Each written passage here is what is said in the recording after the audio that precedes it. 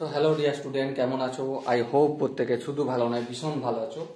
স্ক্রিনের ওপর একটা লাভ ও ক্ষতি চ্যাপ্টারের প্রশ্ন দেখা যাচ্ছে, তাই না?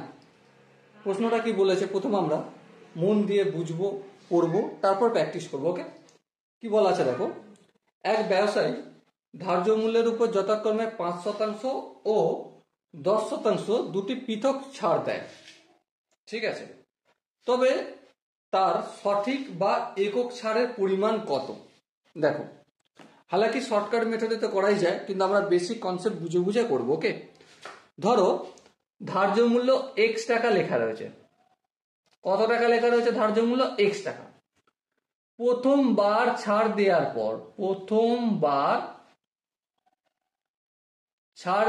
পর এই এক্সটা কত টাকায় পরিণত হবে?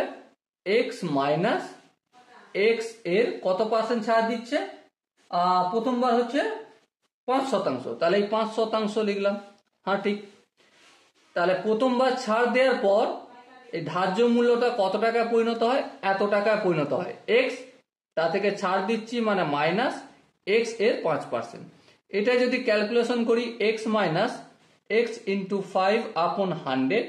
আরেকটু ক্যালকুলেশন যদি করি 100 এলসিএম হবে, 100 সঙ্গে এক্স গুণ করলে 100x মাইনাস 5x।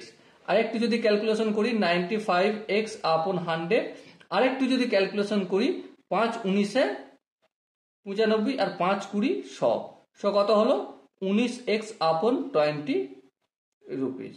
ওকে, এবার দ্বিতীয়বার ছাড় দেওয়ার পর এই টাকাটা কত টাকায় দাঁড়াবে? দ্বিতীয়বার ছাড় দেওয়ার পর দাঁড়াবে 19x/20 ছিল। হ্যাঁ ঠিক। তা থেকে মাইনাস করছি। কতটা মাইনাস করছি? 19x/20 এর 10%।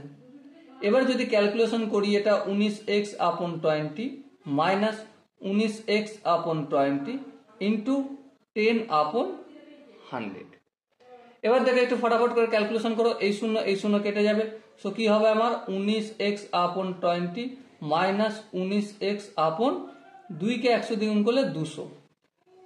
20 আর 200 এলসিএম নিলে অবভিয়াসলি এখানে 200 হবে। 200 কে 20 দিয়ে ভাগ করলে 100 হবে। 100 কে 19x দিয়ে গুণ করলে 190x হবে। মাইনাস 200 কে 200 দিয়ে ভাগ করলে তো একই হয়।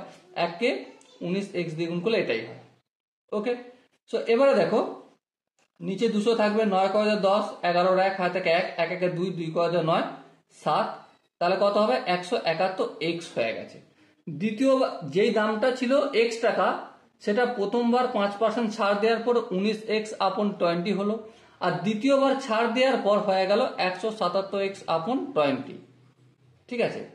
তো এবার প্রশ্ন হচ্ছে ছিল কত টাকা? x টাকা। এখন হয়ে গেছে কত? 177x/20। তা টোটাল কত ছাড় দিয়েছি? টোটাল ছাড় দেওয়া হয়েছে x টাকা ছিল, তা থেকে এখন যেই দামটা 171x/200, এই দুটো যদি বিয়োগ করি তাহলে কি পাবো আমরা? টোটাল ছাড় বা ডিসকাউন্ট। দেখো প্রথম অবস্থায় দাম কত ছিল? x টাকা। দ্বিতীয় অবস্থায় মানে প্রথমবার ছাড় দেওয়ার পর দাম কত হয়েছে? এটা। ফের দ্বিতীয়বার ছাড় দেওয়ার পর দাম হয়েছে এটা। তাহলে টোটাল কত টাকা ছাড় দিয়েছি? প্রথম ছিল x, আর দুবার ধরে ছাড় দেওয়ার পর হয়ে গেছে আমার 171x/20। তাহলে কত হবে এটা? এটা বিয়োগ টিয়োগ করলে 200 হবে এলসিএম, আর এখানে 200x minus 171x। I hope তোমরা বিয়োগটা পারবে, আমি সেই ধরে নিয়ে আগে বাড়ছি। এবার দেখো 200 1 × 10 9 দিতে, 7 × 8 8 × 10 2 দিতে, তাহলে 29x/200 টোটাল ছাড় এটা দেয়া হয়েছে। টোটাল ছাড়। এবারে দেখো, এবার টোটাল ছাড় যদি এককভাবে দেয়া হতো তাহলে ছাড়ের পার্সেন্টেজ আমাকে দেখাতে হবে। হ্যাঁ, তাহলে ছাড়ের পার্সেন্টেজ দেখাতে গেলে আমাকে তুলনা করব কার সাথে? প্রথমে যেই দাম ছিল x এর সাথে তুলনা করব, ক্রয় মূল্য বা দাম যেটা ছিল তার সাথে। এই 29x/200 কে তুলনা করছি, মানে এই ছাড়টা টোটাল পেয়েছে।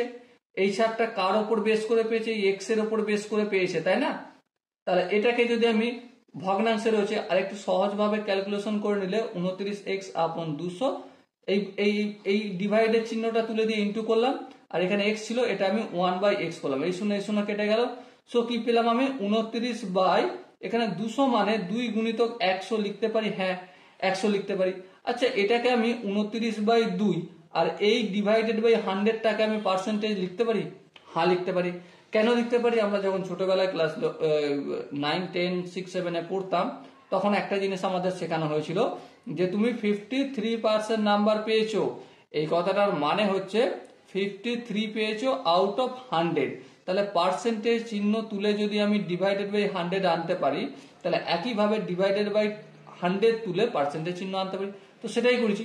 এবারে 29 মানে কত, 29 মানে এটা আমরা 14.5% লিখতে পারি, হ্যাঁ। তাহলে মোটের ওপর কত ছাড় হয়েছে, 14.5% ছাড় হয়েছে। ওকে, এবার দেখো এখানে যে অপশন গুলো রয়েছে তার মধ্যে option C is the right answer. I hope প্রত্যেকে এই কোশ্চেনের কনসেপ্টটা ক্লিয়ার হয়েছে। যদি কারো বুঝতে অসুবিধা থাকে, কনফিউশন থাকে, কি করতে হবে, কমেন্ট সেকশন রয়েছে, কমেন্টে অবশ্যই জানাতে হবে। ওকে, আর দেখা হচ্ছে নেক্সট ভিডিওতে। ততক্ষণ পর্যন্ত ভালো থেকো, সুস্থ থেকো এবং জয় হিন্দ।